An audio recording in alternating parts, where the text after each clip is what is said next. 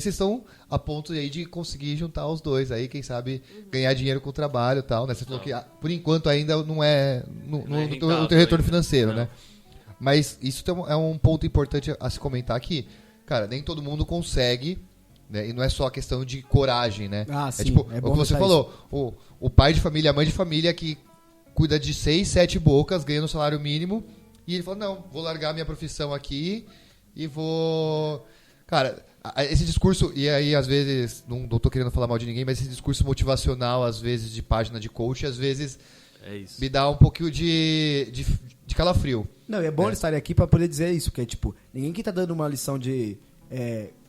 uma lição moralista de dizer assim, não, se eu odeio seu trampo, vai lá e larga, foda-se. Aí cada um sabe onde mexe, tá ligado? Tem gente que ajuda em casa, que o trabalho é essencial, ou tem gente que acha que a carreira em si é o que mais importa no momento, tá construindo uma carreira. Ninguém que tá aqui dizendo assim, foda-se, ninguém vai trampar, se pudesse ninguém trampava. Cada um. Mas é importante mostrar que existe uma alternativa. Assim, eu acho que pra qualquer coisa que você... Outras mais, outras menos, vão ter barreiras que você vai ter que enfrentar. A financeira vai ser uma delas, entendeu? Ainda na nossa realidade que a gente tem, beleza, pode ser maior, pode ser menor. Mas, beleza, você pode ter uma puta grana guardada e não ainda ter o culhão, sei lá, mano, pra você ir lá e fazer, tá ligado? E acontecer. Então, tipo, não é só isso, mas tem o seu devido peso e um peso, ao meu ver, muito alto, que é foda. Justo. Eu vejo isso com os alunos, no cursinho, sabia? Às vezes o aluno tem medo de prestar uma universidade fora de São Paulo, porque a maioria, quando fala no cursinho, lá, né, pra quem não sabe o projeto que eu trabalho, a gente trabalha com uma galera que nem sempre tem condições financeiras de estar por aí, o mundo afora, né? Então, a gente tem muito aluno, por exemplo, que às vezes não tinha condição de pagar um ônibus. Então, você imagina a realidade dessa Como o cara vai pagar um aluguel, né? E aí ele pensa, como é que eu vou estudar em Floripa, por exemplo, né? Que eu sempre, eu falo de Floripa, não só porque a Cintia tá aqui, mas eu sempre brinco com eles, né? Pô, vai trabalhar, vai estudar longe, pô, faz a federal lá de Santa Catarina, vai estudar em Floripa, tá ligado? E o aluno pensando, como é que eu vou morar em Floripa, do lado da praia, como é que eu vou pagar aluguel? Minha mãe e meu pai mal conseguem sustentar a casa, vai me sustentar lá, né? E aí eu explico que tem algumas alternativas, né, que ele consegue se virar e tal, mas é difícil, nem todo mundo consegue isso. E muitos alunos foram julgados pelos próprios amigos. Eu já fui um professor que, quando eu comecei, eu julgava porque o aluno não tinha coragem, até eu entender, né, que é uma realidade muito diferente. Mas é isso, acho que é isso que você falou, Léo. Em alguma hora você vai esbarrar em alguma coisa, né? O financeiro acho que é o principal que mais dá medo, né? Mudando um pouquinho do foco, eu queria fazer 2 perguntas pra vocês aqui. A primeira quais são as perguntas que vocês mais ouvem? Tipo... Putz, provavelmente é uma das minhas, mas vou deixar eles responder. Eu tenho uma. Diga. Quais são os perrengues? É isso. Aqui, ó. Pra provar, essa eu quero saber. Pra provar, o Zé tá de prova aqui, que eu tinha anotado. Tá escrito Cagou no tubo? A gente tava falando de cagar no tubo hoje, Zé. Nossa senhora. Falamos de zona de conforto aí, ó o merchan de novo. Então, mas isso é engraçado, porque esses dias eu encontrei com 2 amigas, aí elas perguntaram e... Falei, mano, não teve grandes perrengues, sabe? Pra mim, as coisas que a gente já viveu não foram perrengues, porque, sei lá, eu tenho uma outra visão disso. Que perrengue é relativo, né? Exatamente. E aí elas falaram, até quando a gente foi pro Pati, tipo, mano, sua cara lá subindo no Pati com a mochila uma pesada, você não achou isso perrengue? E eu, mano, não, porque eu sabia que eu tava indo pra lá pra fazer isso. Explica só pras pessoas o que é o Pati. O Vale do Pati. Nossa. A lágrima até escorreu aqui. A gente vai precisar de um episódio inteiro só pra isso. Não, mas o Vale do Pati é uma trilha, um trekking, um dos maiores trekkings do Brasil, que fica no Vale do Capão, que é na Chapada Diamantina, que inclusive a gente fez um tempo atrás e a gente ficou 7 dias nesse trekking. Então... Por isso que ela tava com aquela cara.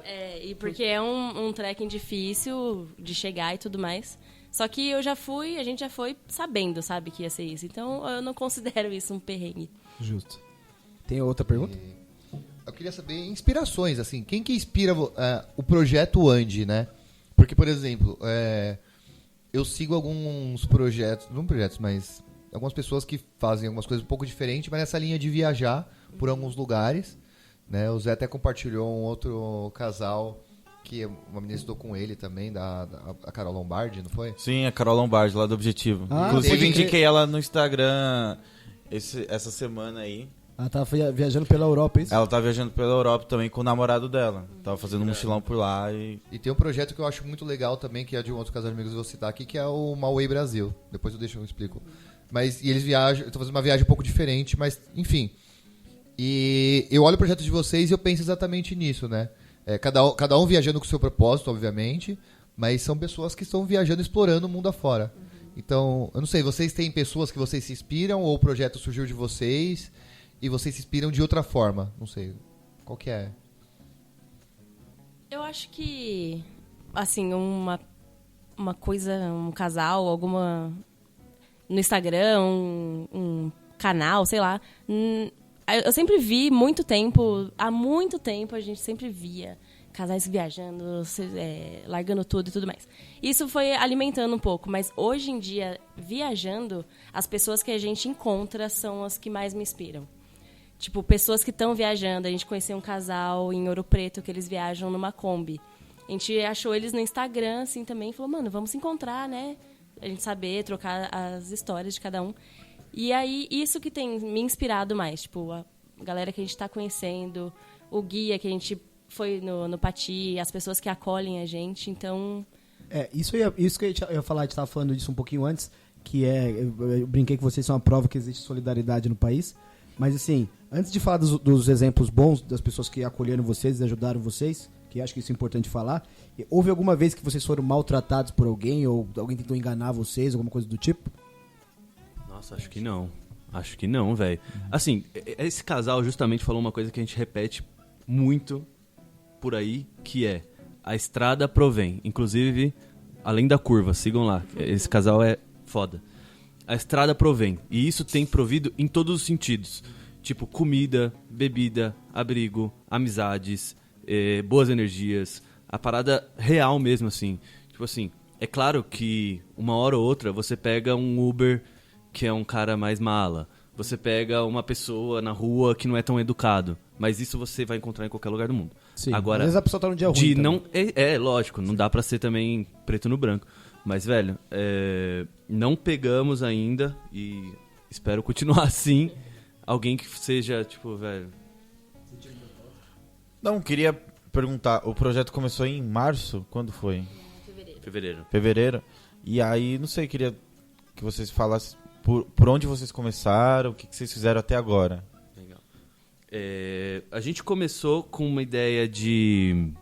Como a gente queria produzir conteúdo para isso, então a gente começou vendo as coisas que a gente precisaria para produzir isso. Então a gente comprou uma câmera, a gente comprou um notebook que aguentaria para a gente começar a editar coisas que a gente nunca tinha feito na vida. Então a gente edita nossos vídeos, a gente capta nossos vídeos, a gente vê tudo.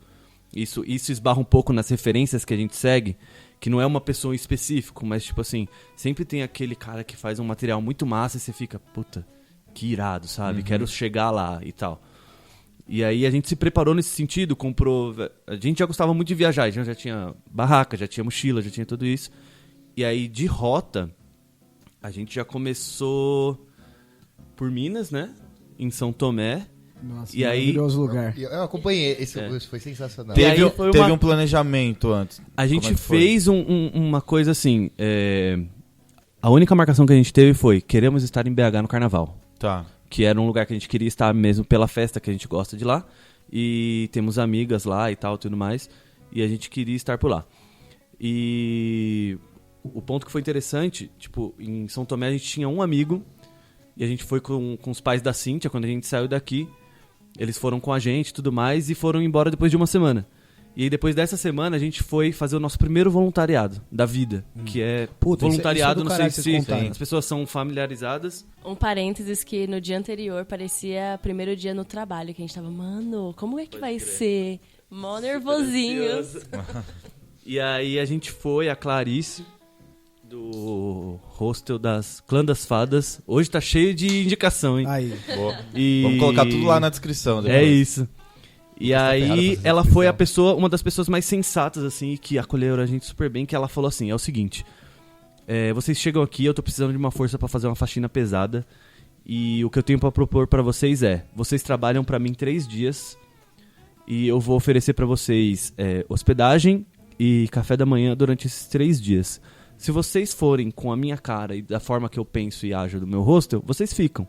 E se eu for com a cara de vocês, vocês ficam também. Se bater o gênero e tal, não sei o quê. E isso não foi nem conversado depois. Foi uma forma muito fluida de todo mundo. Ela é ótima, assim. A gente, sei lá, ficou 3 semanas lá. Foi ficando porque a coisa encaixou. Ela gostou de tudo que a gente fazia, a gente gostou de tudo que fluía por ali. E foi uma coisa que rolou muito, entendeu? Então, juntando até com a outra coisa que a gente tinha falado sobre as pessoas que acolhem, que ajudam, que aparecem na estrada, foi sempre nesse sentido. E o voluntariado, que é uma coisa, velho, que, tipo, se você corre atrás e vai, tem muita gente disposta a fazer, tá ligado? Deixa eu fazer uma pergunta sobre voluntariado que me veio à cabeça agora. Geralmente a gente fala muito mal do trabalho, quer dizer, a gente, né? Eu falo muito mal do trabalho aqui. Mas assim, porque eu tenho várias questões com o trabalho corporativo, o Léo trabalhava numa agência, enfim, todo mundo sabe que as coisas, as mazelas de trabalhar no escritório, numa agência, o cacete, tudo. Os caras que dão Heineken, né, pra você ficar mais tempo na sexta-feira. O Léo Chiesa. O grande resumo do publicitário chefe, você cair na ilusão que trabalhar de bermuda, tomando Heineken e jogando videogame é uma coisa boa, sendo que às vezes você vai trabalhar até 1 da manhã e às vezes sair de lá falando que isso foi muito legal porque você comeu pizza. É isso. É um resumo da vida publicitária. Diante disso, vocês falando do voluntariado, eu fiquei pensando assim, você falou assim, que ela disse pra vocês que elas precisavam de uma faxina forte, né?